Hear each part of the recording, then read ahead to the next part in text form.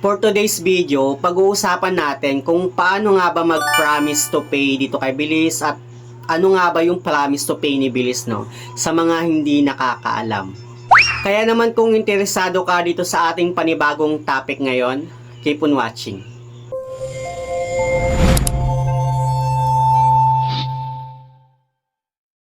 Hello guys, it's Sir Mariano and welcome back to my YouTube channel. At kung hindi ka pa nakapag-subscribe sa aking channel, please subscribe dahil palagi ako nag-share ng mga experience ko at nag-review ng mga or online lending platform kung legit ba o hindi dito sa ating channel. So for today's video, pag-uusapan natin itong si Bilis na alam naman natin, 'di ba, na isa siyang legit na utangan platform na hindi lang utangan platform guys, no, kundi isa rin siyang buy now pay later na application. Isa ako sa mga user ni Bilis since 2023 at hanggang ngayon gamit na gamit ko pa rin siya. And nag-start ako from 4,000 na credit limit sa kanya noong 2023 at ngayon nga nasa 43,000 plus na yung credit limit ko. Ipapakita ko na lang dyan sa my screen, no. And paano ko nga ba napataas yung credit limit ko sa kanya? Well, meron akong ginawang vlog about dito kay Bilis. Baka sakaling makatulong sa inyo para mapataas nyo rin yung credit limit nyo sa kanya. Ayan yung kanyang thumbnail. Or if ever na hindi nyo mahanap yung video ko dyan, ilalagay ko lang sa may description box or sa may comment section yung link para madiretso na kayo dun sa video. And ang alam ko dati, hanggang 50,000 lang yung max na credit limit na pwede nating ma-unlock dito kay Bilis. Pero may iba na nakapag-unlock ng 64,000 based doon sa mga post sa Facebook group ni Bilis kasi kasali ako doon.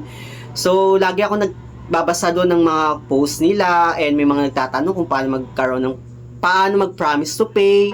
And may mga nagpo-post din doon na may naka-unlock daw ng 64,000, 59,000, mga ganyan, kalaki.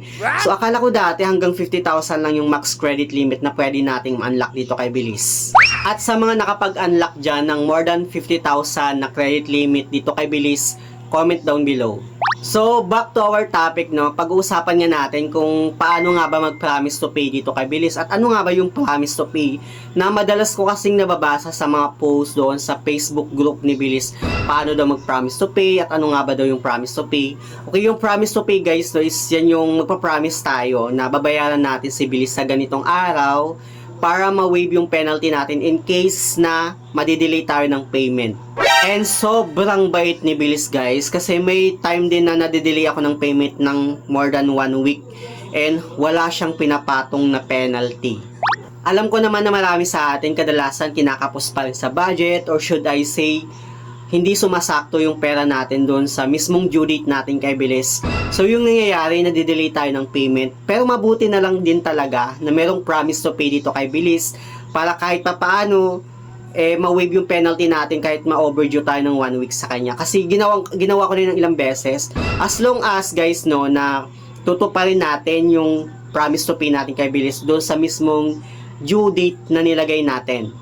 Pero guys, hindi ko ni-required na magpa-delay tayo ng payment or palagi tayo mag-promise to pay dito kay Bilis kasi meron din siyang effect sa credibility natin. Pero for me guys, based on my experience, ilang beses akong nag-promise to pay kay Bilis. So far, tumataas pa rin naman yung credit limit ko sa kanya. And meron pang time din talaga na na-try ko na nag-promise to pay ako sa kanya. And then dumating na yung promise to pay ko, yung date na nilagay ko doon. Tapos nakalimutan ko siyang bayaran. So, dumating yung isang araw, nagkaroon na siya ng penalty. So, nung time na yon, sayangan ako sa penalty ko na 200 pesos. But, tinry kong i-reach out ulit si Bilis kung pwedeng bayaran sa ganitong oras at ay sa ganitong day. Pero that time, pagkabukas, binayaran ko din agad siya at na-waive pa rin naman yung penalty ko. So, sobrang bait din talaga ni Bilis. So, sa mga biglang kinapos dyan at dumating na yung due date kay Bilis, don't worry, sobrang bait ni Bilis. Basta mag-email ka lang sa kanya or mag-reach out ka lang kay Bilis na magpa-promise to pay ka para ma-waive yung penalty mo. So, paano nga ba mag-promise to pay? Napakadali lang. Punta ka lang, i-open mo lang yung application ni Bilis at dyan makikita mo yung account sa baba. Click mo lang yung account and then scroll down. Makikita mo dyan yung contact us. After nun, click mo yung contact us at dyan makikita mo din yung start live or yung live chat niya. Pero meron ding email sa baba. So, depende na lang sa'yo kung saan mo mas prefer na mag-reach out kay Bilis. Kasi dati, ang ginagawa ko is email. Nag-email ako kay Bilis na magpa-promise to pay ako sa kanya. But then, pwede pala sa live chat niya. So, Pagka-click mo ng live chat niya, sabihin mo lang dyan yung date kung kailan mo siya babayaran. So, depende kung ma-approve ni Bilis yung date na yon. Kasi mostly nag-try ako na magsabi ng date sa kanya, pero hindi siya na-approve. In-adjust niya ng konti. So, para ma-waive yung penalty ko, babayaran ko sa ganito. In-adjust niya ng konti yung date na yon. But then, nag-confirm ako at na-approve nga yung promise to pay ko na waive yung penalty ko sa kanya. Kaya favorite ko itong si Bilis na loan app. Actually, hindi lang naman siya basta loan app, kundi isa rin siyang buy now, pay later. Kaya ko siya gusto at favorite kasi sobrang bait ng kanyang application at hindi siya sakim kagaya ng ibang mga loan app. Siya kasi ang dali niyang mapakiusapan na nakakaintindi talaga na madidelay tayo ng payment. Unlike sa ibang mga loan app katulad ni, sige, bibigyan ko kayo ng si Home Credit kasi na-try ko ding ma-overdue kay Home Credit ng 1 day.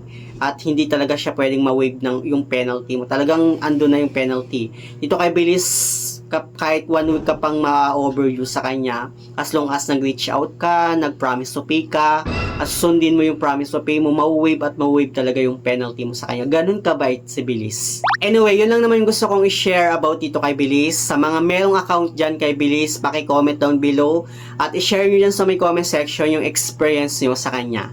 So, yun lang naman yung gusto kong share sa mga hindi pa pala nakapag-subscribe sa aking YouTube channel. Please don't forget to like, share, subscribe. Click the notification bell para lagi kang updated sa aking mga susunod na video. Thank you guys, thank you for watching and see you on my next video. Bye!